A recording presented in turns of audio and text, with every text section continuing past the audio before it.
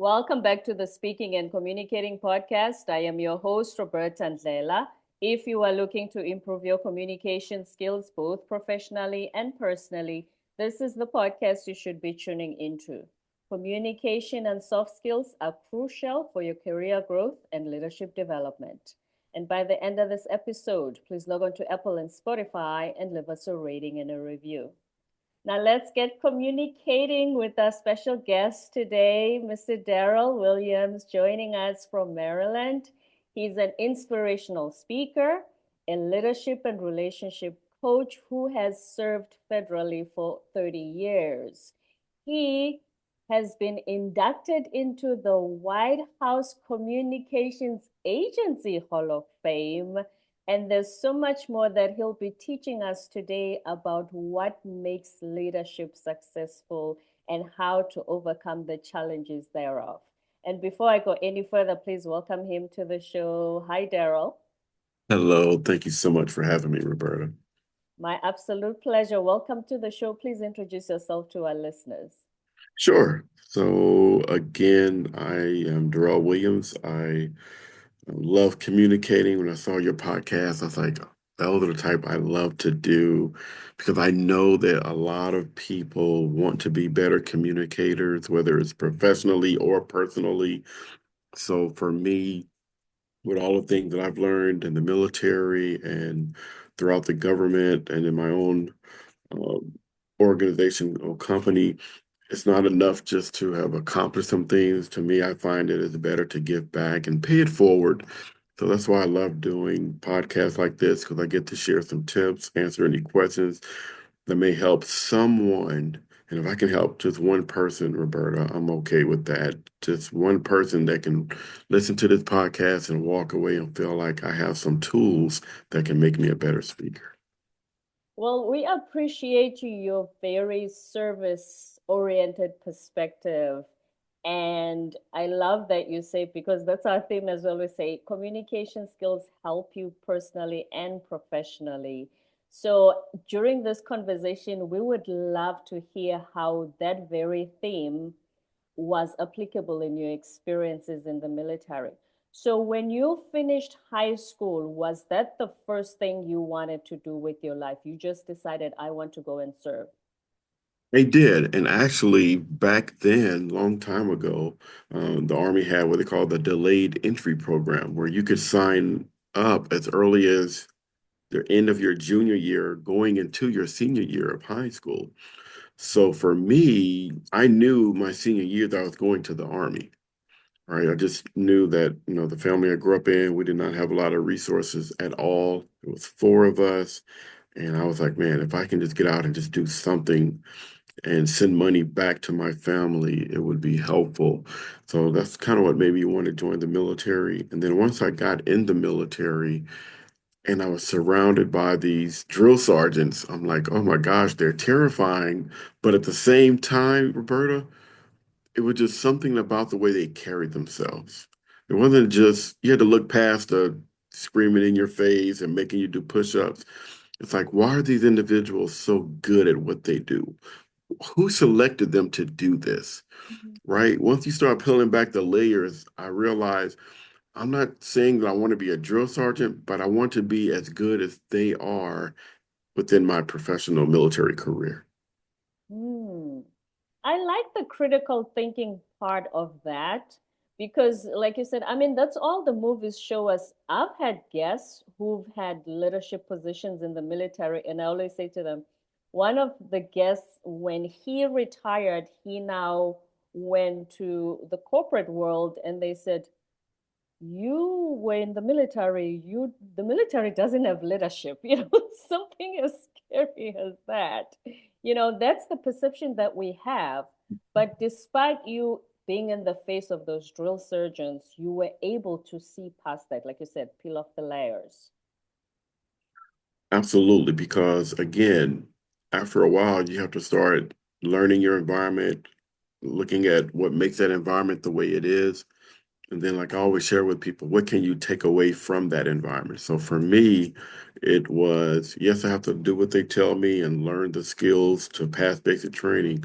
but it was like, what else can I grab from this experience that I can maybe utilize later on in life? Mm-hmm. As they say, eat the bones, eat the meat, get rid of the bones. Absolutely. So, one of your mottos is you say success is born on both sides of the street. What do you mean by that? Absolutely. When I find that, and I always love looking at speakers when they speak, and then you always read their bios or you hear about their backgrounds. And what I found out, Roberta, is there are some people that are great speakers that come from maybe a major industry, or maybe they were a sports athlete, and because of their success, they've turned to become motivational speakers. Hmm. But I've also met people, Roberta, that weren't as famous, were not athletes, but they just had a passion for wanting to help people. Right. And then those people that tell their stories, how they grew up maybe disadvantaged and had to fight their way through school and had to figure it out on their own. I find that those individuals are just as effective as those celebrities. So to me, I realized, success is born on both sides of the street. Whether you're famous or not so famous, you are still successful. That's so true. And I love the storytelling part because especially when you talk about the ones that are not famous, the ones that we don't know, when they tell their story, I don't know if this has been your observation, do you find that it resonates more with most people? Because sometimes you can blame our culture on this, but sometimes if somebody is famous and they've had those kinds of successes, we think, oh, that's them, they're in a separate world altogether. It's great to listen to them, but hey, I want to go be with regular people. So what we consider regular people, when they tell their very human relatable story, that's what resonates with us and we never forget it. Bertie, you are so correct. I remember I was getting an award in Chicago Wow. from National Louis University. I was selected as their Veterans Outreach Person of the Year. It was a you Reach Award. And I remember talking to my sponsor the night before, and I'm like, man, I'm ready. And he was saying, we do this for a lot of people every year. So let me just pass on some tips. He said, don't overthink it. Don't try to say something that you normally would not say. And then the last thing he said, which I thought stood out, was most audiences enjoy when people just share their story. Mm. And I was already like halfway into my speech writing, and I was like, okay, all I need now is just the first part of the speech. The second part of it, I'm just going to tell my story. And it was definitely one of the best speeches that I ever given. And a lot of people afterwards came up to me and said, oh, we really enjoyed telling your story about growing up in Compton and why you joined the military and why you do the things that you do. And I found that, had I not told my story, I don't think I would have connected with the audience as well. That's so true. Because we've heard a lot of the concepts, haven't we? We've heard of leadership and empathy and soft skills. We hear these concepts all the time, but what would distinguish Darrell from a previous guest who's been on the podcast who talks about the same leadership principles? Exactly. And the key is your experiences. Like I can share with someone that even if they grew up in a suburban area, but just be able to share my story of growing up in Compton, California and growing up in the hood. And their first thought is, oh my gosh, how did you make it through that with all Mhm. the gang violence and the drugs and, you know, how did you survive? And then just to be able to share those little stories of just little things that I've learned along the way. And then going into the military, it's like, okay, well, everybody joins the military, but how are you able to be successful? And again, me sharing those little things that I just picked up along the way and decided I don't want to just be in the military. I want to be something in the military. Mm. During those years, was there ever a time when you felt like it's too tough, you wanted to quit? A couple of weeks into basic training. It's so funny, That's Roberta. very real. I'm just being honest. When I joined the military, one thing they do in basic training, they give you nicknames. Hmm. So if you're from Iowa, they call you Iowa. If you're from California, they call you California. Then if you got a couple of California people, they call you your city name. I was So under the impression they'll call you Williams. They'll never say no, Darrell. They'll say oh Williams. no, This is what? absolutely. No. Oh no, they give you their own little nickname. So they call me Compton. Oh So it's my like, come on, goodness. Compton, hurry up. When we got to the rifle range, right? There was this preconceived notion that, well, you're from Compton, there's a lot of gang violence, there's a lot of shooting, so you should master this very easily. And I was like, just because I grew up in Compton doesn't mean I shot a gun before, right? Breaking Not a rite of stereotypes. passage. Right. So when I got to the rifle range, Roberta, I was terrible. Even though they taught you the techniques and they tell you what to do, I was just not grasping the concept. And the drill sergeants, you have like three different times you can go to this range. And if you don't pass after the third time, they send you home. So I had failed twice. And I was like, man, I cannot go home. I can't go home being a failure. I didn't even make it past basic training. And what I love about what they did was all the individuals that shot really well, besides the drill sergeant, they would send you to this other tent. And inside this tent, the individual that like hit 40 out of 40 targets or 36 out of 40 targets, they allowed them to be our coaches. So they coached us up before we went back for the very final opportunity to pass. And I just remember listening to the coach, even though it was the same thing that the drill sergeant was telling us, it was just the way they did it, right? Make sure you breathe. At the end of your breath, squeeze the trigger lightly. Hold the gun tight to your um, shoulder so it doesn't, buckle buck too much. And at that time, I passed, but had it not been for those coaches, right, and their ability to communicate what they did well to me, I wouldn't be here in front of you right now. Please, this is very powerful. The differences in how the coaches versus the drill surgeons trained you in holding the, because here's the thing, we always talk about the corporate environment and how leaders can bring out the best out of their teams, but then sometimes they think, I don't have time for this, I have a job of my own. Very true. And that's why I love what your podcast is about because everyone can learn to be an effective communicator. I'm not saying everybody can be a motivational speaker or anything like that, but everyone truly can be an effective communicator. And what is an effective communicator? Someone that can resonate with a message that is thoroughly received by the audience. It could be in a group setting. It can even be one-on-one. In my situation, it can be coaching to keep you from being kicked out of the military to listen to, hey, here's what I'm trying to tell you that's going to help you achieve your goal. And that's one thing I love about communications. It can open up anybody's world to any possibility. It certainly kept you in the military. Were you then able to model the example that the coaches set for you as you went further in your military career? Absolutely. As a matter of fact, it also became, Roberta, like a personal mantra. It was like anybody that I can help throughout my military career, I want to do everything I can to coach them up, to help them. So I was always the person that volunteered to be, in a leadership role. Mm. Even though I may not have known how to do it, but it's like I'm going to learn it as quickly as I can so that I can help someone else. So throughout my career, um, especially later on, everybody kind of knew me as the trainer.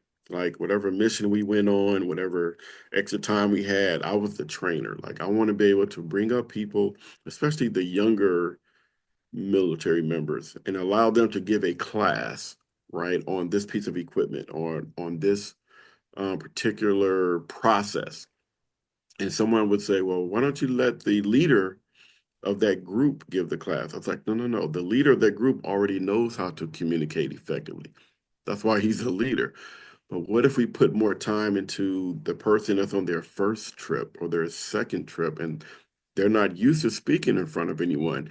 Wouldn't it be wonderful for them to be able to practice in front of a friendly environment, in front of people that they know, and people that's not going to judge them? Yeah. Because that's what we always say. A lot of people are afraid to speak in front of an audience. Those are the reasons. They've It, never even had an opportunity to practice in front of a group that wouldn't judge them, of a group that roots for them. And so they don't know that there's even the possibility that an audience like that exists. you're exactly right. So I remember one of those missions I was on, and the individual was going to give a training class the next day, and I would always find my way to that person the day before and just check in, right? How are you doing? How are you feeling about tomorrow? And I remember this one individual, Roberta, he was so nervous. He was like, I don't know, Mr. Williams, I don't know if I can do this. I'm just not a speaker. I said, okay, let's back up. I said, you are a technical profession, right? I'm the operations lead. I know nothing about this equipment that you're going to talk about. So you already have an advantage. Even if you said the name of the part in the wrong way, I wouldn't even know the difference. You are the expert here. And I just had to let them know, Roberta, lean into what you know. Mhm. Don't worry about, I need to get this exactly right, or I need to say the term the right way, or I don't want to miss one of the steps in the process. Just tell it the way you know it. Tell it the way we're going to understand it. Because I told them, Roberta, if you really explain it to us the exact way that it should work, you're probably going to lose us because we're not going to understand it. But if you We're not sum, familiar with it. we're not. I said, but if you summarize it and just say this particular piece here, this is what this does. And when it goes from this piece of equipment to that antenna, it basically transfer the information. Like just say it in a very normal way and don't worry about the technical part of it. And once I told that to him the next day, I tell you, Roberta, he knocked it out the park. You would have thought that he was teaching on this piece of equipment and this process over a long period of time. And all he had to do was relax, trust himself, and then remember, you're the expert in this conversation. You're the expert in this conversation. And I'm so pleased by the fact that you explained to him the difference in his audience, that you guys had no idea what he was talking about anyway. He can just summarize it in layman's terms. And if he was talking to his colleagues in the technical field, he would then adjust his presentation to be technical because that's all it is. You're exactly right. And the example you gave goes back into knowing your audience, right? When I'm speaking in front of an organization, first thing I ask the individual that invited me is, what do you want your audience to get out of this, right? What's the appearance and the dress of the event? Because again, although I'm used to wearing suits and ties, if this is a casual event, me coming with a suit and tie may automatically put me at a disadvantage because the audience may say, he doesn't even know anything about us. Why is he all dressed up and we're regular? Does he think he's better than us? So you have to find a way to know your audience, and you can know them in so many different ways. So even if I made a mistake and the person said, "Oh no, it's um, business attire," and I get to a place and they go, "Oh, I'm sorry, I meant to say business casual." No problem. Take off the tie, put it in my pocket, open up the jacket. Hey, let's talk. Then it does look business casual. Yes, that's so true. Because the first impression of your audience, like you said, you one of them, and so they're most likely gonna listen to you. Absolutely. And that's why when you mentioned earlier about the storytelling, that's one thing I pride myself on is being a good storyteller. If I know, again, the group, the audience, the goal, I will always find a story that I believe can resonate with them and either highlight my three key points that I want to share, sharing a personal story if I feel like that's going to help them. Um, and if it's a facilitation where I'm going back and forth, then that's one opportunity where you get to invite someone to stand up and if they feel comfortable and if they would like to share an example of this particular item that we're talking about, feel free to do that. So a lot of times as a speaker, you have to stop focusing on yourself. You really need to focus on your audience and what is it that they need at that time for that moment. Mm, because it's about them and not you, the speaker. Hence, Uh, a lot of the self-conscious, how do I look and what are they gonna think? And, you know, a lot of the self-consciousness that creates the anxiety will be gone if the focus is them instead of yourself. Absolutely. And another thing I found, Roberta, if the opportunity presents itself, is a lot of times, if I'm able to do that, I meet certain individuals as they're coming into the event, right? They don't know who I am, but I'm just greeting them. Hi, how are you? What brought you here today? And just normal, regular talk. And then you go to wherever you have to go before they introduce you, and then they bring you on the stage. And it's always cool to see people's face like, hey, that's the gentleman I was talking to before the event. He didn't even seem like a speaker. He seemed like just a regular person. So now I've already gained some alliances within the audience that's no matter what I say, they're gonna feel like I already know him. Hmm. You created that rapport before the meeting started. Absolutely.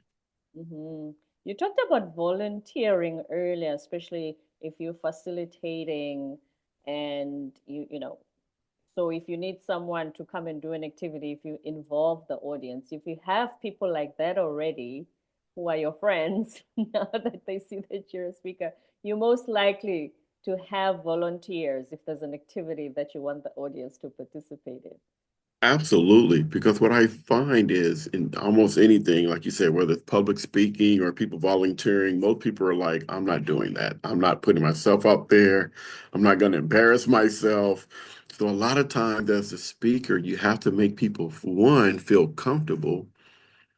Two, share with them probably an embarrassing moment that you did in a similar situation so they know, like, oh, okay, this is not as much pressure as I'm putting on myself because the main speaker or the main facilitator already told us over time when he goofed up and made a mistake, right? So a lot of times, again, there's so many different ways that the speaker can communicate with the audience, but you just have to have that, I call that active listening, even though you're a speaker.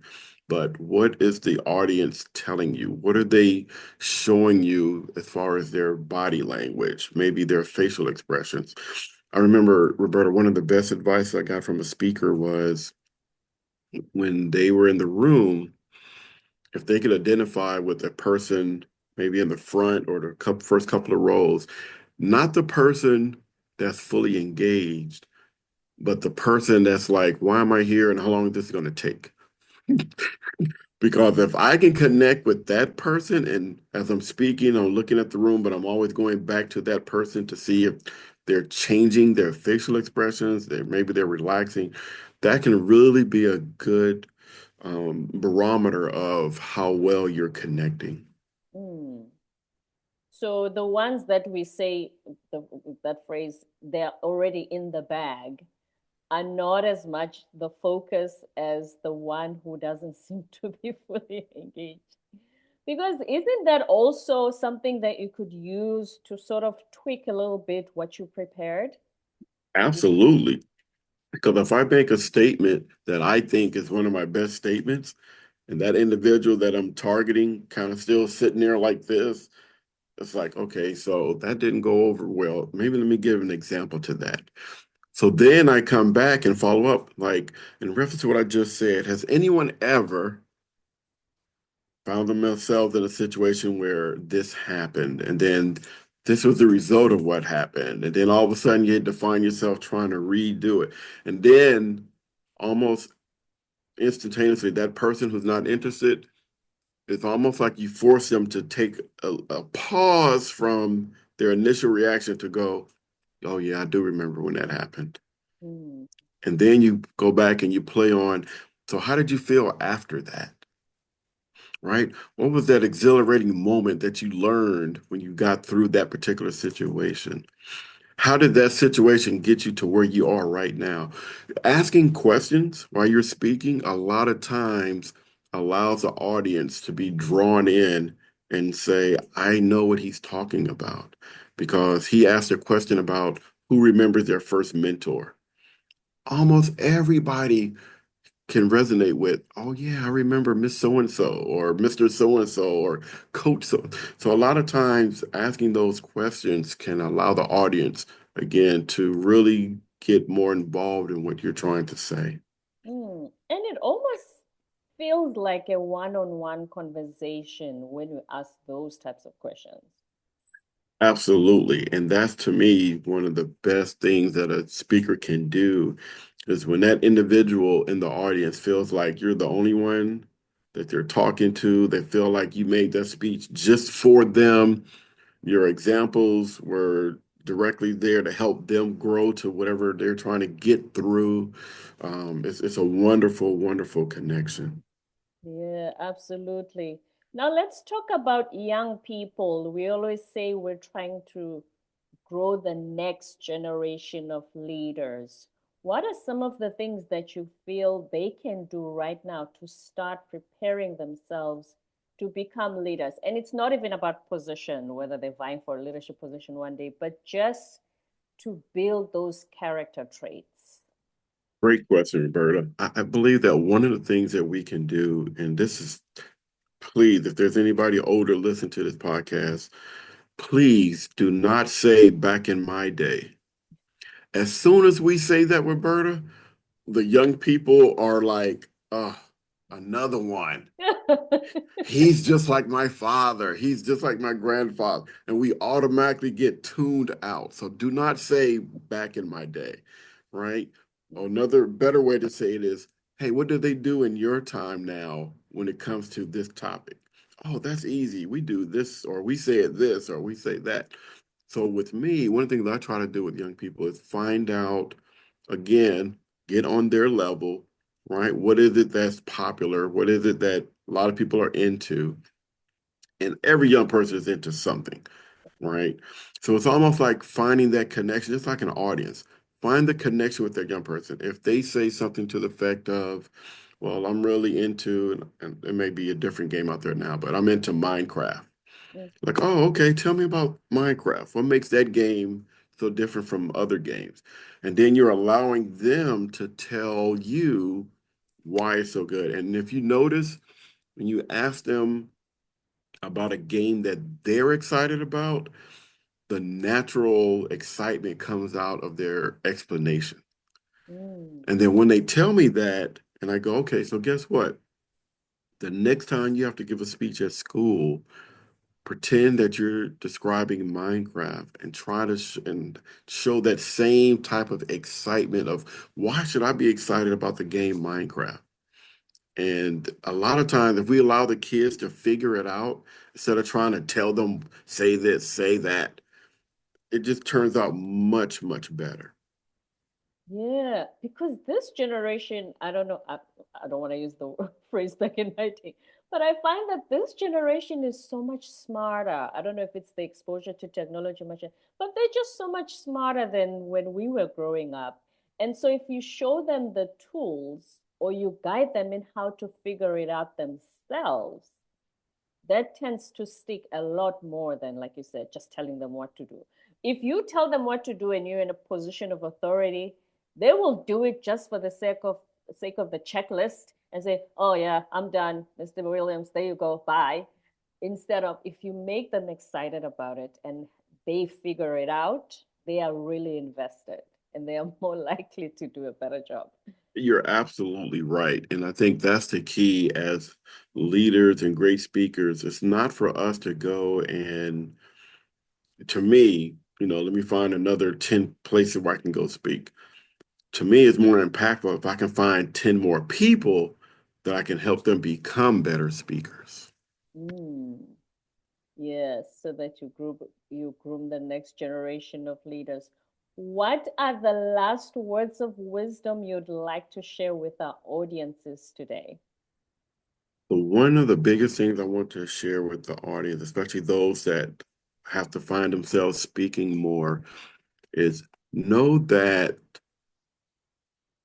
a lot of your testimonies, and I'm talking about just throughout life when you're speaking, most of the times they actually come from the tests that you have going through or have gone through in your life. So many times, Roberta, we get so either embarrassed or uncomfortable with some of the challenges that have happened to us. But I always share with people, like, what if there's three people in your audience that can resonate with that same type of challenge? And you're the only one that was bold enough to say, hey, guess what?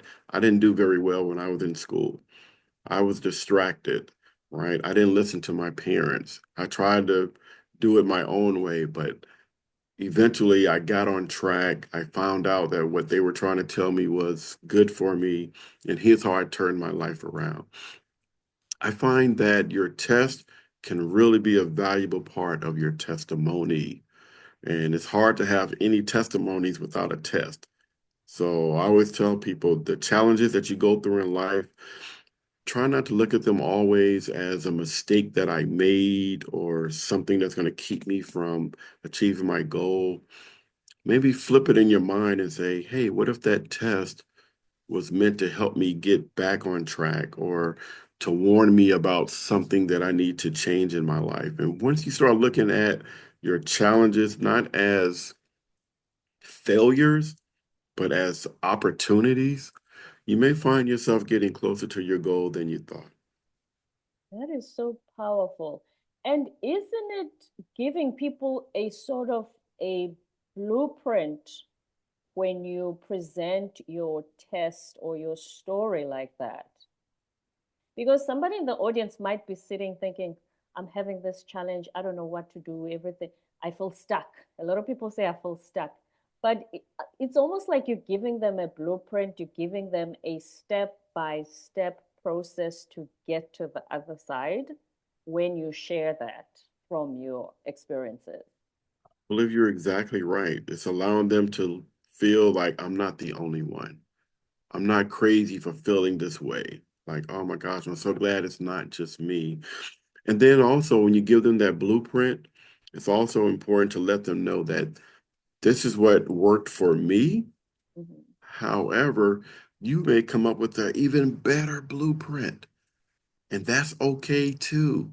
That's what's so great about life. There's so many different blueprints that we can utilize to be successful or to be a successful communicator. And it's more than one way, and I think that's what makes it so awesome. I sat in on an event last week. It was a couple of us were virtual guest speakers, and the one speaker that really resonated with everyone, she was sharing some challenges that she had, but she said them in such a funny way, Roberta, that she had us laughing. Oh my gosh. Even though the bosses were so mean to her and so cruel and asked some crazy things for her to do. But the way she told the stories were in such a funny way that it resonated with the audience. And I just thought, again, like you just said, she gave us a different blueprint on how to share information.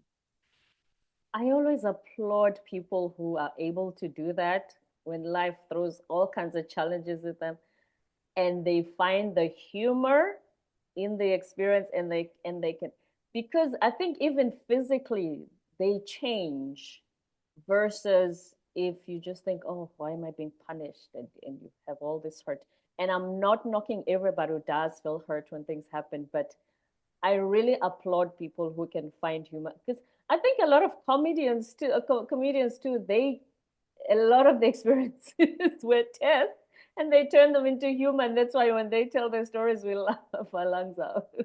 It's true because we can, see ourselves in those situations. And I love the humor part of it because the opposite side of that most of the time is pain. And we try to hide that pain or we try to run away from that situation. But when people can bring up a similar situation, but let you know how they got out of it and how they laughed themselves through it, it allows people to look at it from a different perspective and say, you know what?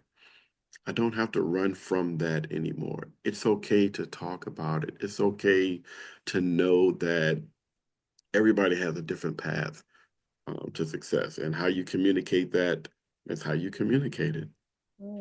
Absolutely. Words of wisdom from Darrell Williams, the inspirational speaker, leadership and relationship coach, who has been inducted into the White House Communications Agency Hall of Fame and has been in federal service for over 30 years. Thank you so much, Darrell, for being on our show today. Thank you so much, Roberta, for having me. I really appreciate it. My absolute pleasure. Before you go, would you like to, for our audiences to reach you and where can they find you? Oh, sure. They can find me on Facebook, those that are still on Facebook, Alliance Seminars Coaching. They can also find me on Instagram, Alliance Seminars Coaching as well. And they can go to my website, allianceseminars.org. AllianceSeminars.org and Alliance Seminars Coaching on Facebook and Instagram. Thank you very much, Darrell. Thank you for having me. My pleasure. Don't forget to subscribe, leave a rating and a review on Apple and Spotify, and stay tuned for more episodes to come.